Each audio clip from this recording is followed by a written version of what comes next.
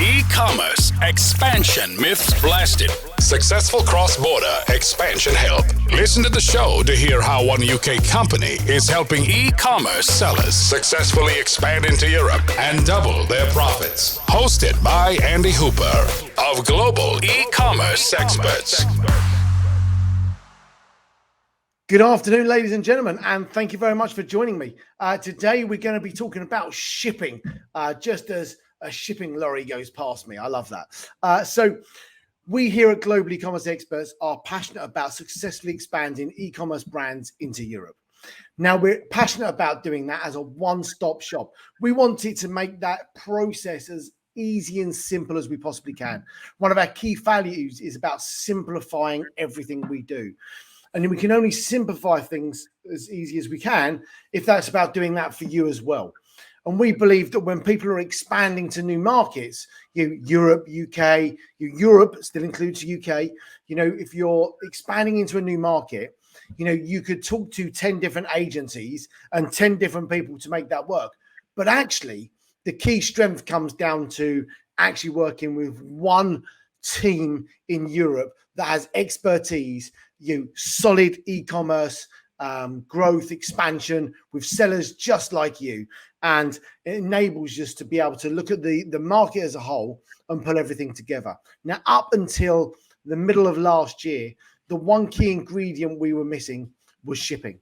We had partners that were shipping, but with our view of trying to get everything under one roof, we really wanted to see what we could do to make that happen. We had a lot of partners that were doing air shipments, but weren't doing sea shipments. So our core focus really was around how do we get containers into and around our region, because our clients need that and they want that.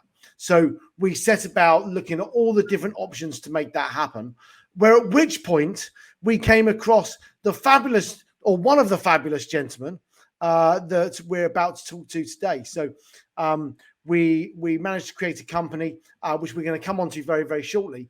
But what we were looking for was real expertise in shipping, freight movements, had a really good understanding of the freight industry that could really help us going forwards.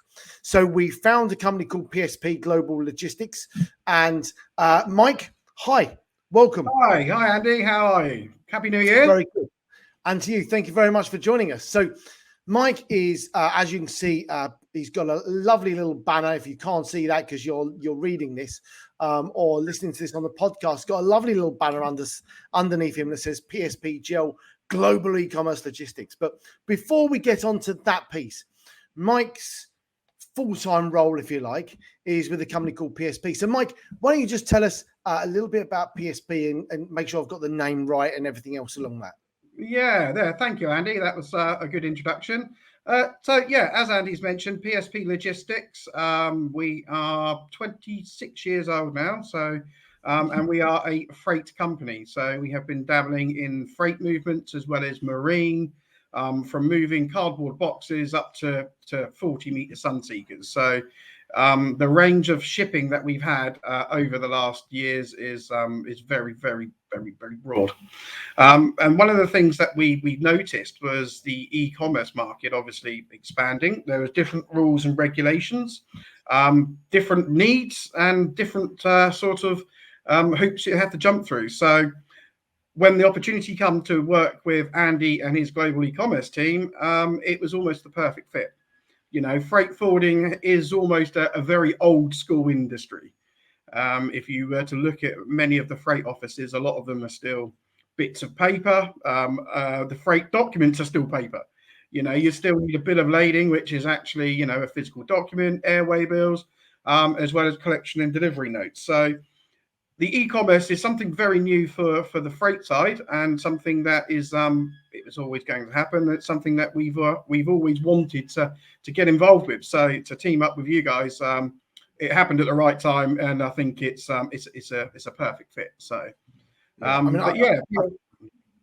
think the great thing, that 26 years of industry knowledge, right? You cannot learn that in any fast way other than doing it in lots of different ways. And that's why PSP were the perfect match for us. You know, they got a wealth of experience.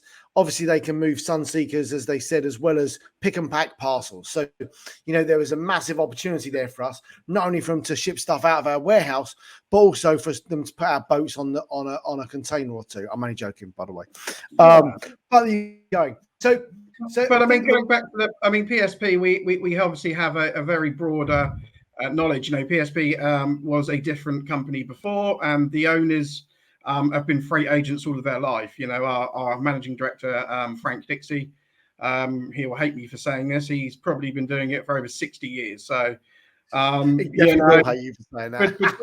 between two of the directors, I think, or between all of us, there's probably over 100 years worth of freight knowledge. So, it's you don't look a day older than that either. Sorry. You don't look a day older than that either, Mike. Hey, I've been here myself 22 years, it will be this year. So I was straight out of school, out of the packet, and from the apprenticeship scheme all the way up to sort of director level now. So, it's an industry that nothing is ever what it seems, that's for sure. And it's there's a lot of similarities to e-commerce in freight, where, you know, everything needs to happen now. Everything is pretty much fast paced, and customers are demanding in certain ways because there's a lot going on. You're dealing with their precious goods, right?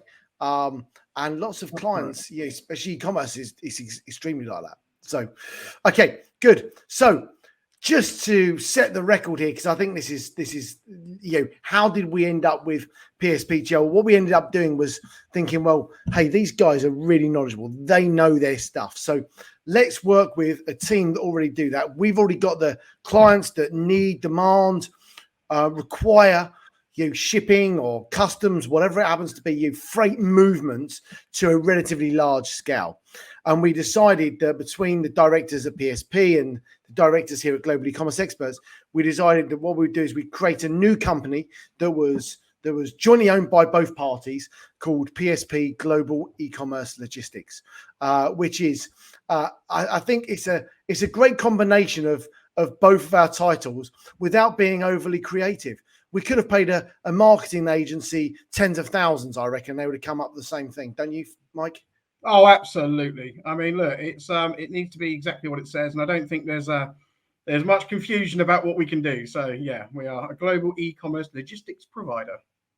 Exactly that. And I think that's really, really critical because, you know, when clients are talking to us about what they need, what they require, you know, it's the same stuff as what Mike and the team have been doing for many, many years. It's just got an e-commerce slant on it.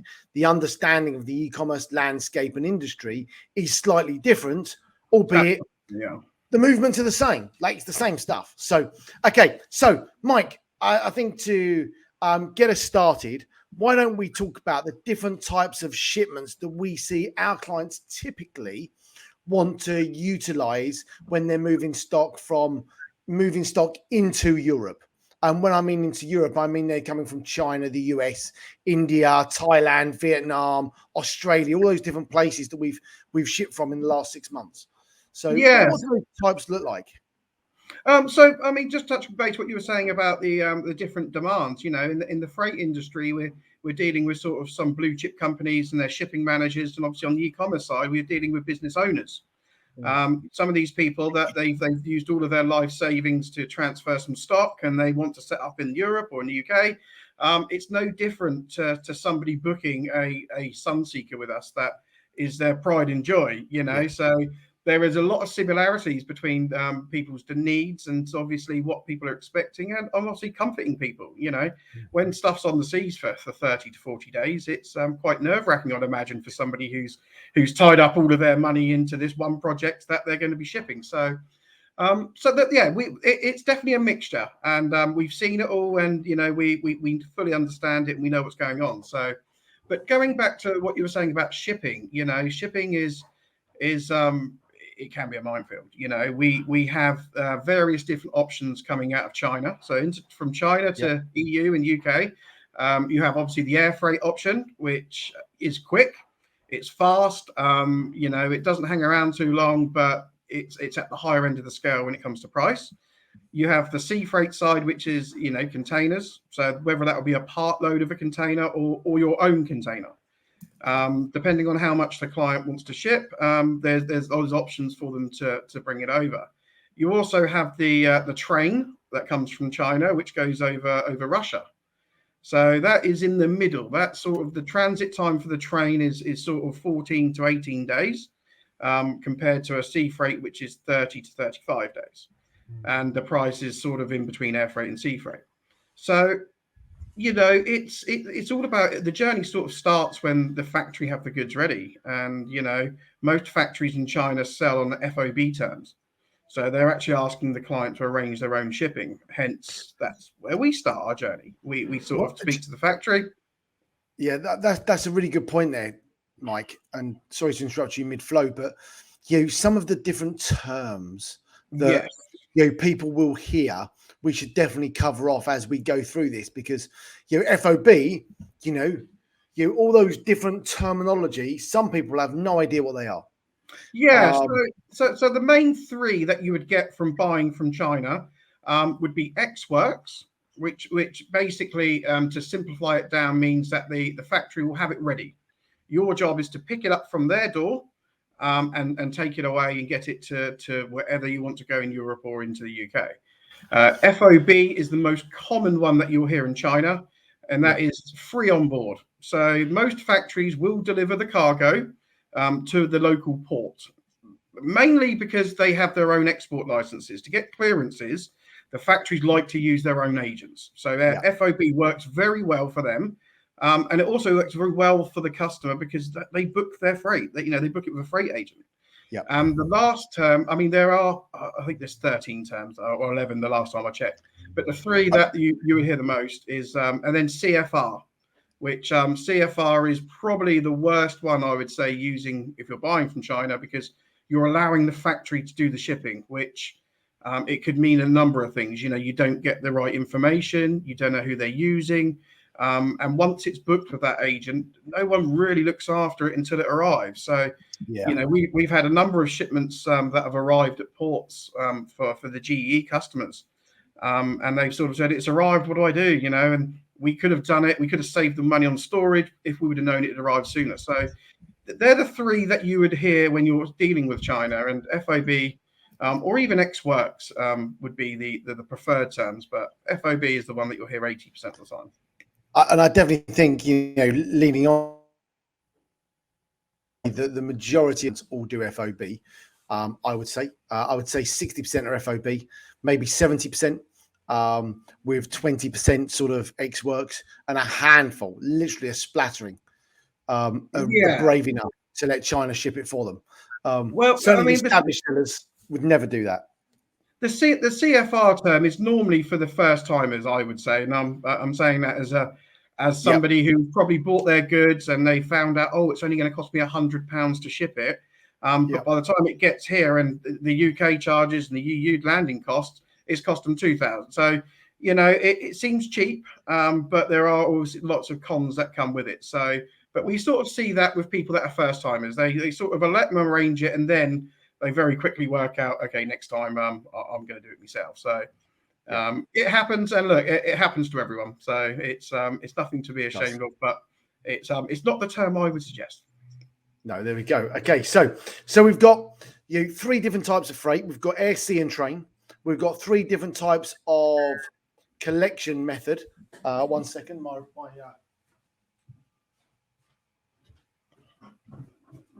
light went out. But anyway, we're back in business. We've got the three main types, but we would typically recommend FOB. Typically, is probably the best way to go. Yeah, absolutely.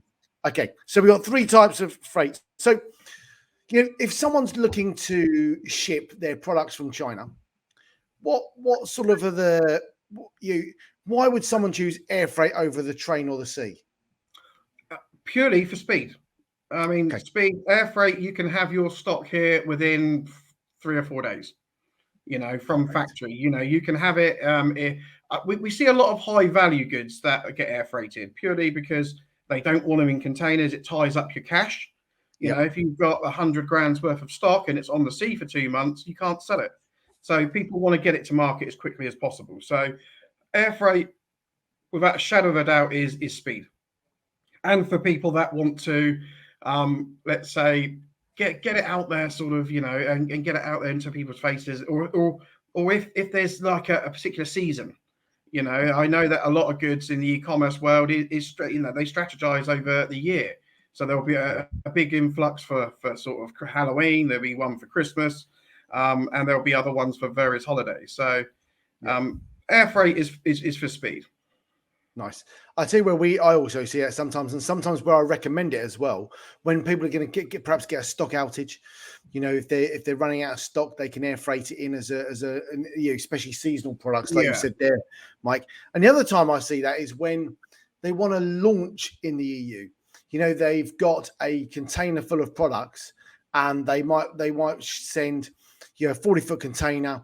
They might then send 2 pallets air freight, so they can get the 2 pallets into the region, start selling those 2 pallets, and then by the time the container arrives, they've sold that stock, and then they're off running. 100%, Andy. That is a great way of doing it. That is what we tend to see. I mean, we see it in the general freight game as well, in the manufacturing. If somebody's run out of a certain part, they won't air freight the whole lot. They'll air freight a certain amount, keeps them going, and then the container arrives. So that's exactly what they tend to do when it comes to sort of splitting orders down. So nice. Okay, so air freight's the fastest. So we've got that. Presumably, then, and I think you've already mentioned, is the most expensive, right? So it is. Yeah. You need some deep pockets at the moment to air freight from China, but the planes are still full. I mean, look, there are less at the moment, but capacity and obviously rates, it all goes hand in hand. The demand's high, the supply's low, so therefore, it dictates the rate. So it is quite expensive. And then obviously on sea freight side as well, you've got a similar situation. But that can take up to a month to 35, 40 days from China. But obviously with sea freight, you've got that opportunity to, fill a container. If you've got a whole container, then you can obviously, a 40-foot high cube, for instance, will hold 85 cubic meters if it's filled with water. So if you've got a certain product that's like very, like floats or pillows or something, then you're not going to get hammered on the size. You can just fill that up. And I mean, I know that you've seen containers at your warehouse, Andy, which have had 900 cartons in. So you can stack thousands of cartons. I mean, like, I think we had one that had like 8,000 cartons in. They were like these little boxes. I mean, 85 cubic meters, to give people an understanding of what that is in pallets. Our standard pallet size of, UK pallet, 1 meter by 1.2 meters by 1.5 high. A cubic meter on something like that is about 1.2 or 1. Maybe, I think actually, sorry, apologies, it's like closer to 1.5 cubic meters. Yeah. So obviously you can stack them high, but obviously pallets, it depends on the nature of the product. Most of the guys we see in China, they tend to handball them because you can, like a Tetris block, you can just basically get them right to the very top and right to the door. I mean, that's exactly it. That whole, you can fit 26 pallets in, or 30 pallets or whatever it is, into a container. But if it's floor loaded, you can literally floor load it. We might, if you was to put pallets on there, you might get 30 pallets on there. But if you was to, you get 1.5 cubic meters to a pallet, let's argument's sake. Then actually, when you start looking at 85 cubic meters, we're talking 60 pallets. You can double the amount you can get in a container by floor loading it. Absolutely. And the container price is the standard price. So, you can fit it how you want. But most of the factories in China now, they design the spec for containers. Most of these people, that they already know how many they can get in a container. And obviously having your own container, it has an advantage because you can get released quicker. And also there's nobody else's cargo. If you only have your one pallet, you're sort of sharing it. So there's an LCL element, which is less than container load. So there are 2 different ways on sea freight. You don't have to have your own container. And just to clarify, you don't buy the container, you don't rent it. The container comes with the booking. The shipping line allow it to, allow you to use their container. We give it back to them once it's unloaded at the 3PL, and it goes away. So you don't own it or anything like that. You're just borrowing it.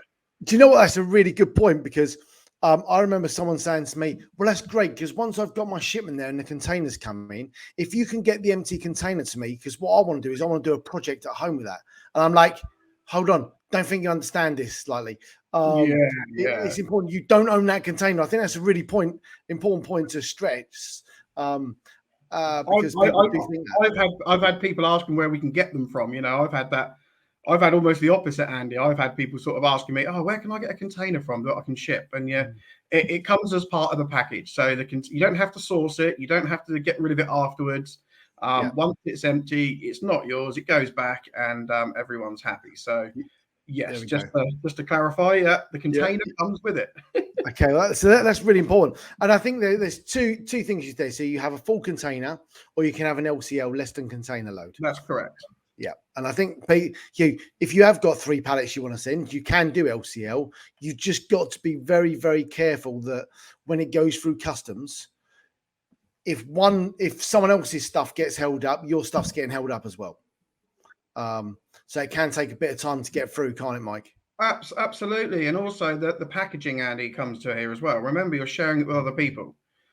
So you're just putting the cartons in like you would your own container with no other packaging is not going to work, because there could be a heavy engine in that container which is going to rock around on the high seas, and if your stuff's not packaged properly, it could be smashed to bits. So LCL, make sure you wouldn't believe some of the cargo that we've seen rock up at ports. Going, oh, that'll be fine, and it needs to be well packaged. So there's a sort of element of making sure that it's prepared. Okay, so that's air freight and sea freight. So air freight's the fastest, but it's the most expensive. Sea freight's the longest and the most affordable, let's say. And just to give anyone listening an idea about how the costs are worked out, on air freight, it tends to go on weight. So you almost pay per kilo. There is a conversion rate of what they use, which obviously makes a volume cargo. So if you've got pillows that only weigh 10 kilos, you might pay 100 kilos because of the size of the box. So, but air freight is normally is a kilo rate, and sea freight you tend to pay per cubic meter, so the size, or 1 ton, and then the containers come as a standard 20-foot rate or a 40-foot rate. So, choosing what your kind of cargo is, if you were shipping pallets of batteries, air freight is going to be an absolute killer for you. But sea freight would obviously be okay because its weight, it'll be very dense, but very heavy. So, obviously knowing what the product is will give you a different range. So just think about what it is. Nice. Okay, good. And then the last one is train freight. Now, in all the time I've been at Global eCommerce Experts, we've had a handful of people do train freight. We don't get very many people do train freight at all. And that actually surprises me, because I think you already highlighted to earlier, it's the between the 3 services, it's the middle priced, and it's the middle. It takes the middle amount of time. So how does the train work? How talk people through what it looks like? Yeah, well, the train one's a very, very weird one, really, because it's a service that's not particularly too old. It's quite a recent service that they've sort of built. And obviously it goes over through Russia. It goes up the coast and across through St. Petersburg, and then comes down into Europe. So there's 4 stops: Germany, Poland. The UK isn't one at the moment, and I think there's one in France. So I bet that's an awesome train ride. I'm pretty sure it would be. I mean, it's but it'd be pretty cold. I don't think there's really. I wouldn't really want to do that, to be fair. I'd rather go across America on a train. But you can have a heater. It's all right. Yeah. So, but the train is something that's quite new. The problem with the train is getting a booking. The train isn't 500 containers yet per train. You have sort of 50 containers per train. So the train is very sort of getting a booking, getting the availability. The hubs in China, it's very centralized at the moment. I think it's Xi'an City was where it leaves. So if you're on the coast in a Shanghai or a Ningbo, you've got to get it all the way into mainland. And then obviously by the time it gets loaded and it comes in. So it's For me personally, I like the idea of the train. I don't think it's fully developed, and I think there's still some bits that they need to work on. But it's certainly the way forward. It's not as cost effective as air freight. It does reduce the lead times, because if you look at the shipping at the moment, I mean, vessels are parked up, rotation ports are changing. So I say 30 to 35 days. Sometimes it can take up to 50 days. So depending on what it does, I mean, the train, there isn't really much else they can do. It goes on the same track. It's not like it can go off or anything. So it's definitely got potential. Once they start hitting some big numbers, which I don't know if they ever will, then obviously it become more available and more people will book it. But at the moment, it seems to be doing well on what it is. And for the bookings are sort of quite full. So I think that's what sort of scares people off about the train. But with enough planning and with enough sort of logistical sides over in China, then it's certainly achievable. And I think what people tend to do in the shipping game is that they wait till cargo's ready before they start looking at shipping and booking. The amount of times that we'll have somebody who will say, "Oh, I've got this ready next week. What can we do?" And now if you would have come to a freight agent a month ago and said, "I'm waiting for this on this date, what can we do?" You can book ahead. So I think one of the common mistakes is people tend to leave it until stuff's ready before they look at shipping arrangements. So okay, I think that's really key then. So what time frame would you suggest? A month before it's ready? I would say a month before it's ready is probably plenty of time. At the moment, shipping lines are holding rates and transits and things for about a month. So yes, if you had a month, you can reserve the space, you can book it in ahead, and you can reserve your space on that ship. Interestingly, do you get a better rate? So if I say that I want to ship in a month's time as opposed to in a week's time, will I get a better rate? Potentially, yes. Because at the moment, the shipping lines are acting like the like airlines when it comes to seats. If you want something a week's time, there is a premium, and people buy these things up. We are in a market, unfortunately, where people tend to buy all the space and then they try and sell it off with a profit. So agents are sort of snapping it up. The good old days of sort of having a shipment ready tomorrow and having it booked on next week are a bit long gone at the moment, which is a shame. But it will come back round. But I would say definitely, Andy. The longer the time you give someone to do it, the cheaper it should be, and also it reserves your booking. Yeah. Okay, fantastic. All right, so they're the different types of freight. So now, presumably, those types of freight are available. We've talked about China there quite heavily, but the options are pretty similar whether you're coming from Vietnam, India, the States even. Oh, that's correct. Yeah. Those options are pretty much your same options, whether or not you're coming from Asia, from Australia, or if you're coming over from the US. So, it's the same methods. Obviously, transit times vary. So, if you're coming over from, let's say, if you're coming from Halifax in Canada, the transit time from there to Liverpool is only sort of 7 days. So, really? It's quite close, isn't it?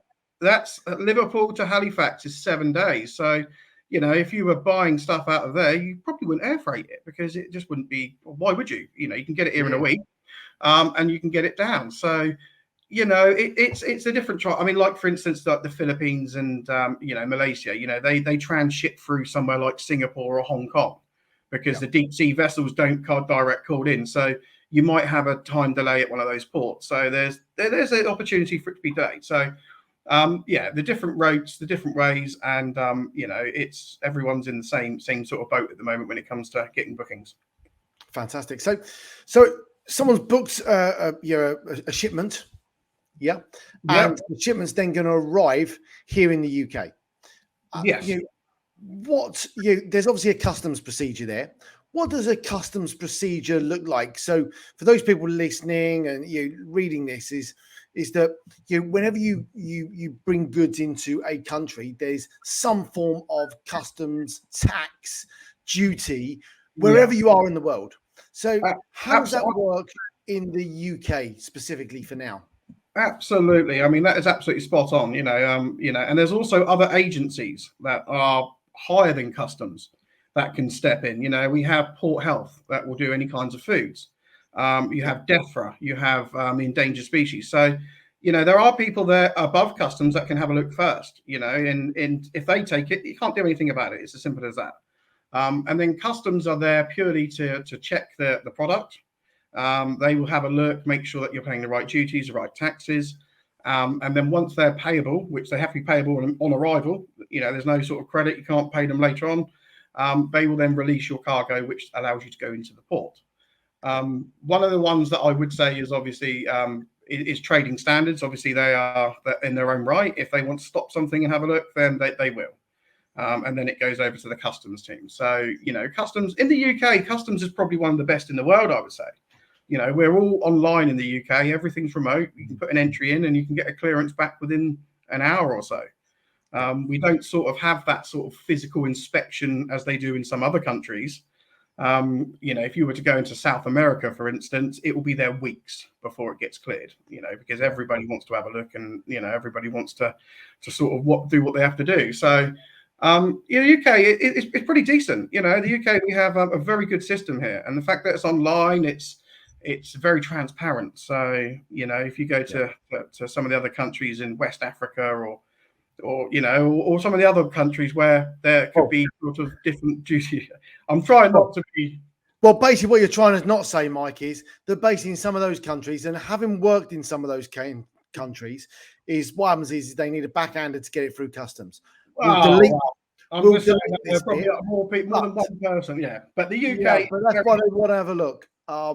And I think that actually you mentioned trading standards there because we work very, very closely as global e-commerce experts with trading standards to make sure that our clients' products are compliant with the regulations when they ship. So if you've worked with our team, you'd know that you can have label compliance, product compliance, all that sort of thing done before you ship, and your product should be compliant before you ship the product. All right.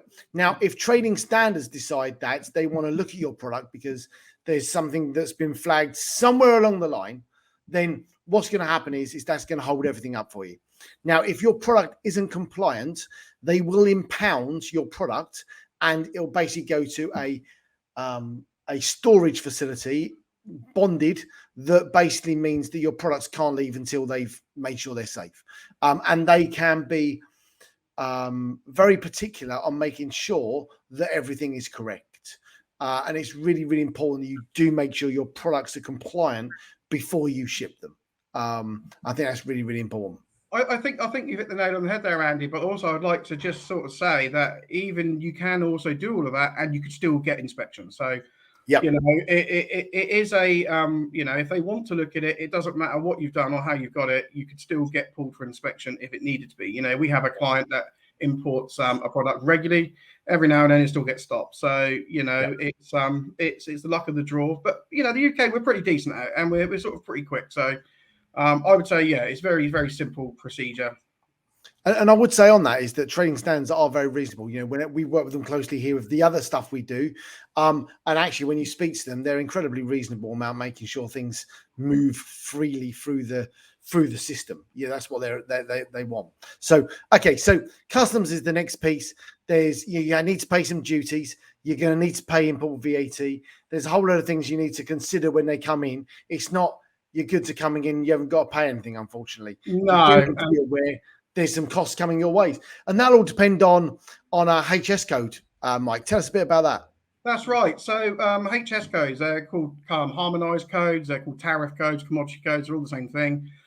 Every single product that you can think of has a HS code attached to it. So whether or not it will be articles of plastic, articles of metal, or even a tin, or we had one particular client who wanted to ship showers as air pumps, which obviously is a certain thing, but there's two different attachments there's two different duties attached to what it will put in there. So it's a HS code will basically determine whether or not one, you can import it, and two, if there are any if it's on any kind of list or if there's any sort of tariff. So it stops the country being flooded with product, and it protects our own sort of industry as well. So if we don't make it here, it's normally 0% duty because we encourage. Medical, educational, kid stuff is all 0%.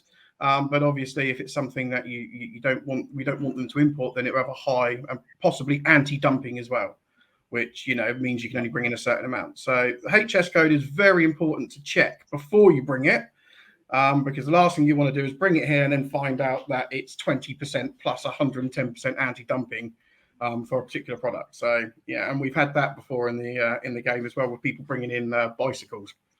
Brought in a certain. Do you know what? It's a really interesting point, isn't it? That when you're doing your market research about shipping and launching in Europe, that actually making sure that actually that's one thing you check. What sort of duty will I have to pay? Because that's going to erode your profit margin. Okay, all right, good. So, if a client is then going to ship instead of into the UK into Europe, where are the different places they typically might ship into? Obviously, the main ports are Rotterdam, Hamburg, obviously Northern Europe. So we're talking Germany and in Holland. Obviously, Holland is sort of a bit easier to get goods into, purely because of the way the customs works there. They're slightly different in Europe. They don't sort of have this online facility like we do. We can process an entry and have it done pretty quickly. They're still sort of stuck with submitting documents. Someone's got to review it. Someone's got to have a look at it. Someone's got to do this. They might come back and ask a few questions. So yeah, it tends to take a bit longer. They're not obviously up to speed, but it's only a matter of time before they do. Yeah. But it's a similar process, Andy. It's a similar thing. Tariff codes, duties, taxes, all got to be paid. And but yeah, it definitely takes a bit longer in Europe than it does here. I think the key thing to talk about here then is where indirect representation and direct representation, because if your product is made outside of Europe, if your product is made by or manufactured by a company based outside of Europe, I think there's two different types of representation you need. You need indirect or you need direct representation. So Mike, do you want to just touch on both of those to make people aware of what the differences are really? Yeah, so direct representation can only happen if you have a fiscal entity within that country. So you would need a base. You'd need it's different from having a VAT number and an EORI number. You actually have to have a physical presence. Therefore, if customs need to go and speak to someone or look for someone, you're there. That's the only way a direct representation can work. Okay. Indirect means that an agent, PSPGEL, for instance, can clear the goods with you. So you still need an EORI number, you still need a VAT number, everything's still the same. The only difference is that the agent will take on the guarantee that if there's a problem later on, they can come and see you as well as the importer. So you're sharing the liability, which again, a lot of agents have decided not to do. Some do, some don't. But obviously that is it's an option that it's the only way you can get it in. So customs, as far as they're concerned, need to make sure somebody is in that country. They can go and knock their door if they need to in 6 months' time. That's the easiest way.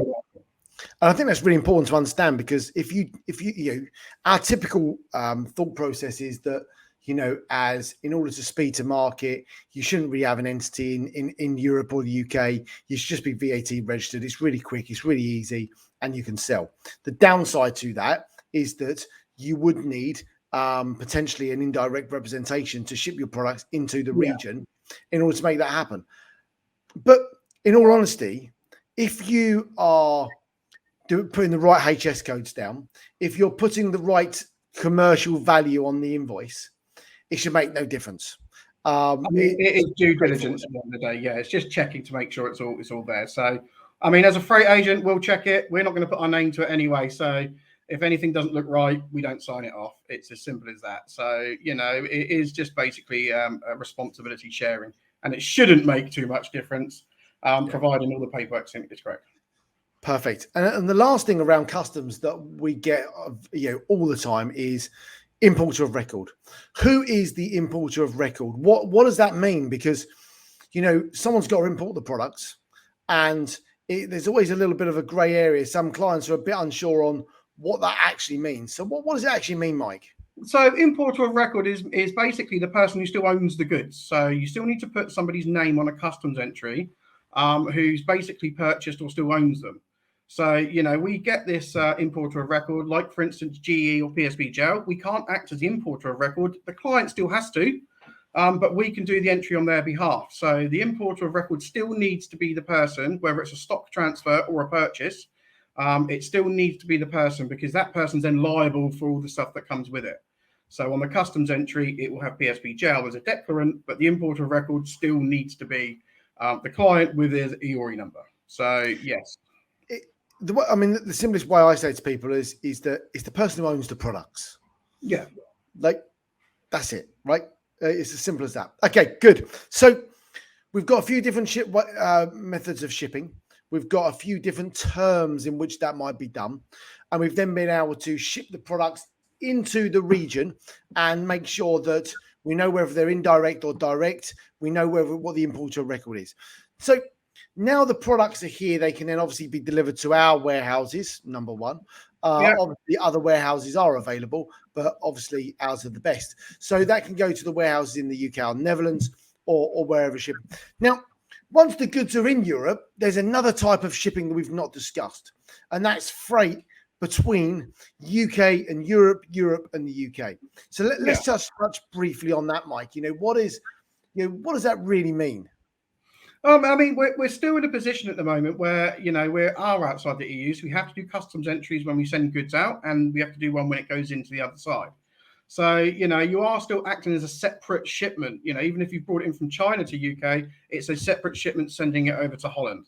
So the same rules apply. At the moment, there's a trade agreement where it's duty-free, providing the goods are UK origin, and obviously the VAT needs to be paid. So you still have to treat it as if it was outside of another country. So there's still paperwork and there's still clearances. Fantastic. And I think that's really, really key. I would suggest to any seller that really you want to be trying to split your shipment from China into the UK and into Europe. You don't want to be paying double customs. I couldn't agree more. Split the shipment, send them straight in rather than trying to transfer them. Yeah. We do appreciate that there might be some changes coming soon, free ports, which we'll update as and when required, and we'll keep people updated. But the best method right now is to split your shipments and send it direct to each of the countries, and that's by far the best way. Okay, fantastic. Mike, what are the common sort of mistakes you see that people make when they're making these types of shipments, whether it be sea freight, freight from one country to another, or? The biggest thing is obviously trying to prepare for when it gets here. Like you were saying, the import of record thing is always the one that comes up because people go, oh, well, I thought GE were going to act as the importer of record. Well, no, you've still got to clear it as yourself. So making sure that you're prepared, because it's very easy to buy something from China and get it shipped. The hardest part is getting it in the other end. Yes. So getting it out of China, people seem to focus more about, I need to get it out. Well, actually, make sure you can get it in. So my advice would be check the country you're going to, make sure you've got somebody there that can get your goods in, and then just start flooding sending the goods in, because the last thing you want is stuff sat at ports, collecting door storage, and obviously not being able to be cleared, because that's no good for anyone. Fantastic. So, ladies and gentlemen, wherever you are, whether you're listening, whether you're reading this, wherever that might be, global e-commerce experts as a global European solution to support your e-commerce expansion. We've created this amazing shipping opportunity for our clients because we could see that prices were increasing, and when you are working with us on lots of different services, we're able to help reduce the cost where possible to make that as simple and as easy as possible. That's the first thing. The second thing is we want to simplify that process. If you're dealing with PSPGEL, that they're in the same office as the GE team. Therefore, when a shipment's coming in, they can just go and talk to them to make that happen. It doesn't, it's not like you're dealing with someone else where there's 10 phone calls, 10 emails to make this happen. It's smooth, it's quick, and it just happens. And the most important thing is that we've simplified your expansion as easy as we possibly can to make it frictionless, whether it's here or in the Netherlands, to help get your shipments to wherever they need to be as quickly as possible. I want to say thank you to Mike for giving up. Thanks for having me. It's been a pleasure. Thank you very much. You did a great job, Mike. So thank you very much. I know Mike doesn't do a huge amount of these and was a little bit nervous about this. But I think you'll all agree he's done an amazing job. So well done, Mike. Thank you, Andy. Thank you very much. So, Mike, I appreciate your time. Thank you.